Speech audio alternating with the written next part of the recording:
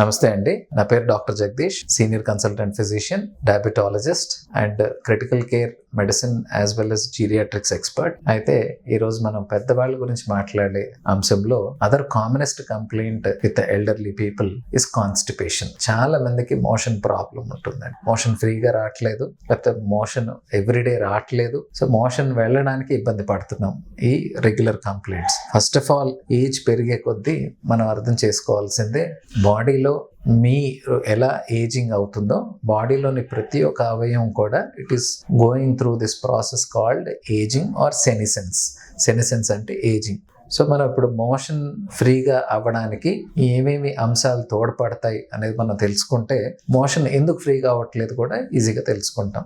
So ఆహారం మనం నోటి ద్వారా తీసుకుంటే ఆహారం కడుపులోకి వెళ్ళిన తర్వాత కడుపు నుంచి మనకి చిన్న ప్రేగు, పెద్ద ప్రేగు, సో కొద్దిపాటి డైజెషన్ కడుపులో, చాలా వరకు డైజెషన్ చిన్న ప్రేగులో అవుతుందండి. సో దీనికి డైజెస్టివ్ ఎంజైమ్స్ తోడ్పడతాయి. ఈ డైజెస్టివ్ ఎంజైమ్స్ అన్నిటితో మీ కడుపులో ఉన్న మజిల్స్ సహాయంతో పైన మనం తీసుకున్న ఆహారం కింద భాగం దాకా ఆ ట్రావెల్ అనేది జరుగుతుంది. దీన్ని పెరిస్టాలిసిస్ అంటాం. ఈ పెరిస్టాలిసిస్ సవ్యంగా జరగాలి అంటే చాలా ఫ్యాక్టర్స్, అంటే number 1 definitely your age, your overall clinical condition, మీ కడుపు తాలూకు మజిల్స్ కూడా యాక్టివ్గా స్ట్రెంథనింగ్గా ఉండాలి. సో దీంతో పాటు మనం ఏం తింటున్నాం, what kind of food do we have, దాంట్లో ఫైబర్ శాతం ఎంత ఉంది, దాంట్లో వాటర్ శాతం ఎంత ఉంది.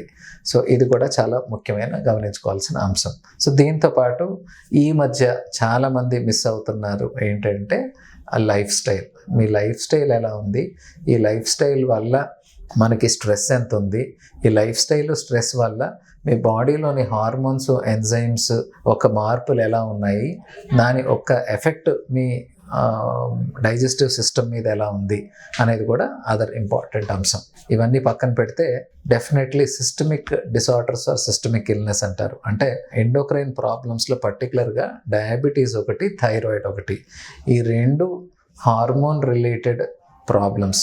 ఈ హార్మోన్స్ ఎక్కువ తక్కువ అవ్వడం వల్ల దాని ఎఫెక్ట్ డైరెక్ట్గా డైజెస్టివ్ ఆర్గన్స్ మీద ఉంటుందండి. అంటే స్టమక్ మీద, స్టమక్ తర్వాత large intestine, small intestine, motility అనేది మన డయాబెటీస్ అంటే షుగర్, ఇన్సులిన్, అలాగే థైరాయిడ్ హార్మోన్ దాని యొక్క లెవెల్స్ మీద ఈ మొటిలిటీ ఆధారపడటం వల్ల దీంట్లో అప్ అండ్ డౌన్ ఉండడం వల్ల కూడా కాన్స్టిపేషన్ వస్తుంది. ఇవి కాకుండా కొన్ని మెడికేషన్స్, పెద్దవాళ్ళు చాలామంది పెయిన్ కిల్లర్స్ వాడుతుంటారు. ఈ పెయిన్ కిల్లర్స్లో నడుము నొప్పికి అయి నివ్వండి, మోకాళ్ళ నొప్పులు అయి నివ్వండి, ఈ నొప్పులకి కూడా తరచుగా దీర్ఘకాలికమైన నొప్పుల వల్ల రెగ్యులర్ మెడికేషన్స్ కాకుండా పెయిన్ కిల్లర్స్ ఎక్కువ శాతం వాడితే మళ్ళీ కిడ్నీ ప్రాబ్లం వస్తుందని ఓపియాయిడ్ అనాల్జెసిక్స్ వాడుతుంటారు. ఈ ఓపియాయిడ్ అనాల్జెసిక్స్ వల్ల కూడా మనకి కాన్స్టిపేషన్ వచ్చే అవకాశం ఉంటుంది. సో కాన్స్టిపేషన్కి మల్టిపుల్ రీజన్స్ ఉంటాయి. సో మీరు కరెక్ట్ డాక్టర్ దగ్గరికి వెళ్ళి దాన్ని మనం ఒక ఆల్గరిథం ప్రకారం, ఒక పద్ధతి ప్రకారం ఎవాల్యుయేషన్ చేసుకుంటే ఈజీగా కాన్స్టిపేషన్ మనం నివారించవచ్చు.